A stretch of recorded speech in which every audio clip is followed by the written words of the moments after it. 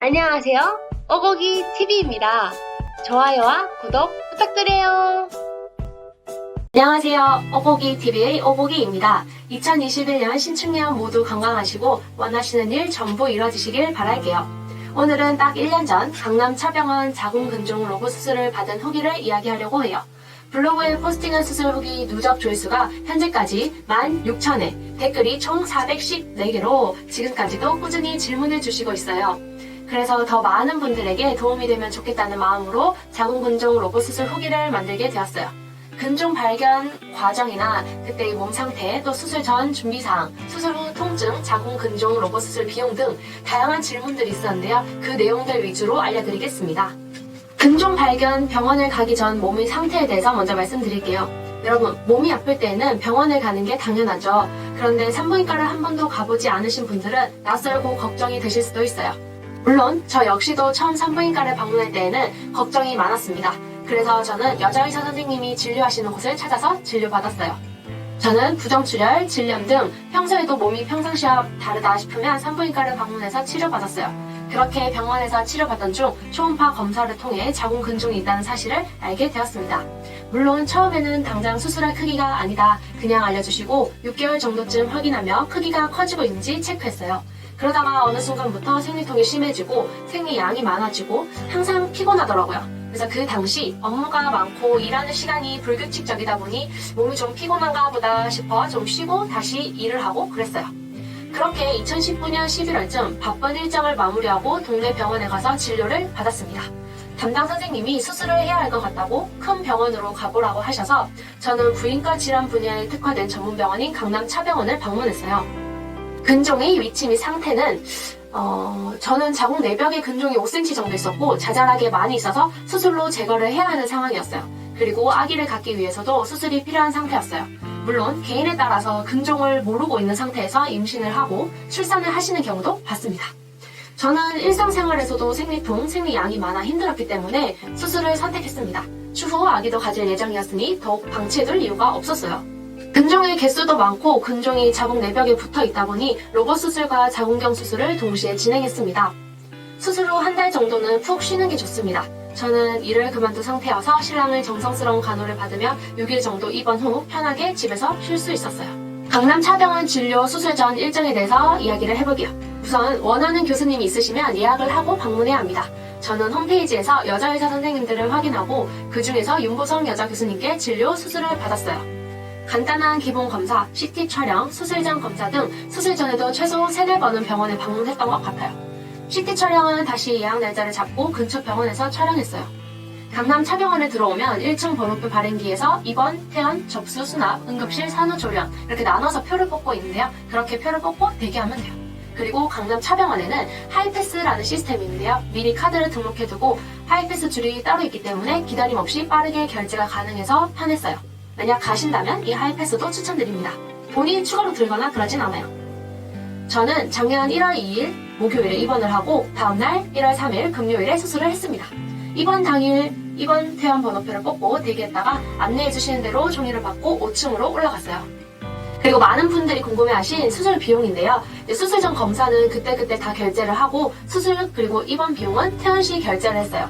로봇 수술의 경우 비용은 800에서 1100만 원 정도 든다고 안내를 받았었습니다. 그리고 일반 복강경은 100에서 200 정도 했던 것 같은데 금액 부분은 참고만 해주세요. 정확한 상담은 반드시 병원을 방문하시고 의사 선생님과 꼭 상의하셔야 합니다. 개인마다 금액이 다를 수 있겠지만 저는 강남 차병원에서 로봇 복강경 그리고 자궁경 수술을 동시에 진행하고 6일 입원을 했어요. 4인실 기준으로. 그랬을 때 약 996만 원 정도 나왔던 것 같습니다. 이 금액은 2020년 1월 초 수술 기준입니다. 수술 전 검사, 초음파, CT 비용 등 제외한 금액입니다. 아마 부수적인 금액들을 총합하면 1100만 원에서 1200만 원 정도 들지 않았나 싶어요. 자궁근종 로봇 수술은 보험사에 꼭 문의해보세요. 저는 DB손해보험이 실비 가능해서 90% 지원을 받고 10% 부담을 했습니다. 보험사마다 본인이 가입한 보험에 따라 지원 금액이 다르기 때문에 꼭 확인해보세요. 입원실 상황입니다. 강남 차병원 자궁근종 수술로 5층에 입원을 했었는데요. 5층 병동은 보호자 간병인이 없는 간호 간병 통합 서비스 병동입니다. 수술 당일의 경우 보호자가 유동적으로 옆에 있을 수는 있지만 정해진 시간이 지나면 수술 당일에도 보호자는 집으로 가야 했어요. 제가 수술을 오래 하고 좀 아파하기도 해서 신랑은 그때 최대 10시까지 있다가 집으로 갔습니다. 작년 초 제가 수술할 때는 코로나 영향을 받지 않았어요. 그런 상황이었기 때문에 그랬던 것 같고요. 최근 댓글로 문의 주신 분 이야기를 들어보면 코로나로 인해 보호자가 입원 당일 그리고 퇴원일 면회만 가능하다고 합니다. 그리고 환자마다 입원일은 다르지만 평균 4일에서 5일 정도 생각하시면 된다고 안내받았어요. 그리고 수술 전 상황 및 준비하면 좋은 것들을 알려드리겠습니다. 3, 4시쯤 방문해서 입원을 하고 저녁에는 미음, 물 섭취만 가능했어요. 입원하고 밤 12시부터는 물도 마시면 안 되는 금식입니다. 수술 후 딱 한 번 간호조무사 선생님이 머리를 감겨주세요. 그 외에는 보호자에게 부탁하셔서 머리를 감으셔야 합니다. 퇴원하고 감으셔도 돼요. 자궁근종 수술하기 전날 간호사 선생님이 오셔서 면도기로 배꼽 아래쪽 위주로 제모를 하고요. 관장을 해요. 그 다음에 15분 정도 참으라고 하셨는데 저는 한 6분 정도 참았던 것 같아요. 내시경처럼 속을 깨끗하게 비우는 목적이 아니라 수술 후에 하루 정도 소변줄을 차고 누워있어서 화장실을 못 가니 관장을 하는 게 아닐까 싶어요. 그리고 자기 전에 질정을 넣고 밤 12시쯤인가 약을 하나 주셨어요. 저는 자궁근종이 좀 많아서 복강경 수술과 자궁경 2가지 방법으로 수술을 진행했는데요. 자궁을 열어주는 약인지 생리통처럼 좀 아플 수도 있다고 하셨는데 그걸 먹고 개인적으로는 많이 아팠습니다. 원래 수술 당일 새벽 6시쯤 수액을 맞기로 했는데요. 저는 밤 12시 그 알약을 먹고 새벽 2시쯤인가 너무 아파서 진통제를 요청했고 그리고 수액을 바로 놓아주셨던 것 같아요. 또 알러지 반응을 살펴본다고 팔에 주사를 놓으시는데요. 이때 바늘이 두꺼워서 그런지 그것도 굉장히 아프고 멍이 들었던 기억이 납니다. 그리고 수술 시간은 입원한 날 밤 8시에서 10시쯤 순번을 알게 됩니다. 보통 첫 수술은 8시쯤 시작하는 것 같았어요. 그 이후에는 순번만 정해져 있고 대략의 시간을 알려주십니다. 앞에 수술이 끝나야 뒤에 수술이 되는 방식이었어요. 그리고 수술 후 추울 수가 있어서 담요라든지 수면 양말, 텀블러, 여분의 속옷, 생리대, 소형 정도, 가디건, 실내화, 물티슈, 휴지, 수건, 샴푸, 클렌징, 로션, 텀블러, 어깨 찜질팩 등 이런 걸 챙겨가시면 도움이 될 거예요.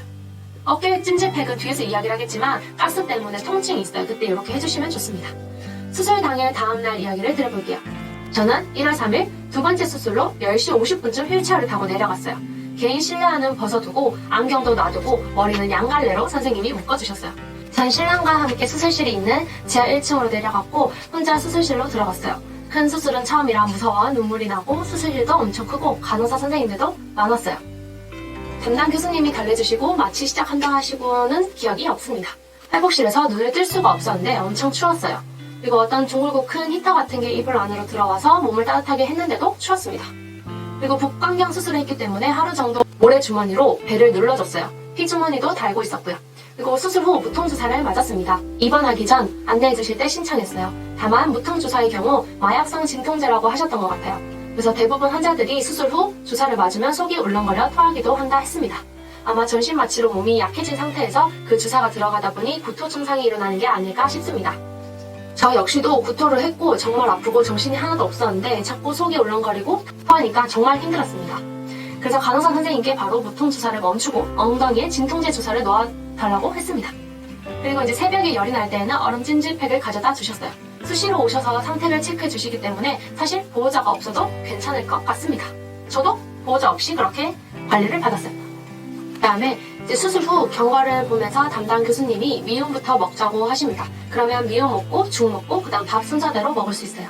수술 시 가스가 많이 들어갔기 때문에 수술 다음 날부터 조심스럽게 일어나야 됩니다. 이때 어지러워 쓰러질 수 있으니 옆에 간호사 선생님께 부탁을 하고 천천히 부축을 받으면서 일어나세요. 이제 가스가 들어가다 보니 가스가 위로 올라옵니다. 어깨랑 정말 통증이 심한데요. 심할 수도 있고 아닐 수도 있어요. 저는 한 번씩 초반에 너무 아파서 준비하라고 했던 찜질팩 가지고 했어요. 사실 병원에도 찜질팩이 있는데 여러 환자들이 많아서 그 팩을 다 사용했을 경우에는 기다려야 하기 때문에 개인 팩이 있으면 좀 얹어놓으면 좋습니다. 근데 이것도 간호사 선생님들께 이야기를 하고 해야 돼요. 왜냐면 이 팩을 통해서 체온이 올라갈 수도 있는데 이게 염증 수치 때문에 올라가는지 그런 것도 다 체크를 하시더라고요. 항상 뭔가 궁금한 게 있으면 간호사 선생님께 물어보고 하시면 됩니다. 이 가스 통증을 빨리 내보내야 되는데요. 이거는 천천히 그 복도를 계속 움직이면 됩니다. 그러면 방구를 통해서 나가요. 그래서 이 사람마다 가스가 움직이면서 누구나 옆구리가 아프고 갈비뼈, 어깨 여기저기 다 통증을 유발을 한다는데 이제 일단 저는 어깨가 초반에 잠깐 아팠어요. 그리고 방구를 끼고 운동을 많이 하니 이제 안 아프더라고요. 처음에는 진짜 여기를 누가 칼로 쑤시는 것처럼 아팠습니다. 네, 뭐 잠깐이니까 그렇게 하면 돼요. 운동하세요. 운동하시면 됩니다. 가스가 좀 빠져나가고 나면 한결 괜찮아집니다. 저는 수술 잘 마무리가 되었고요. 이제 그 뒤에 검사했었을 때도 깨끗하고 6개월 뒤에 또 한 번 더 갈 예정입니다. 그리고 이 배꼽 주변에 3군데 정도 상처 부위가 있는데요. 사람마다 좀 다르긴 하지만 저는 흉터가 남아있더라고요. 그래도 건강을 얻었습니다. 다행히 건강하게 근종이 없어졌고 그 이후에 뭐 생리통이라든지 생리량도 이상하다 싶을 만큼 엄청 줄었어요. 이게 보통이라고 하더라고요. 그래서 여러분도 만약에 근종 수술을 앞두고 계시거나 뭐 걱정을 하거나 병원에 가봐야겠다 싶으신 분들은 고민하지 말고 하루라도 빨리 병원에 가셔서 치료를 받으세요. 모두 아프지 마시고 건강하시길 바라겠습니다. 도움이 되셨다면 좋아요와 구독 부탁드려요. 감사합니다.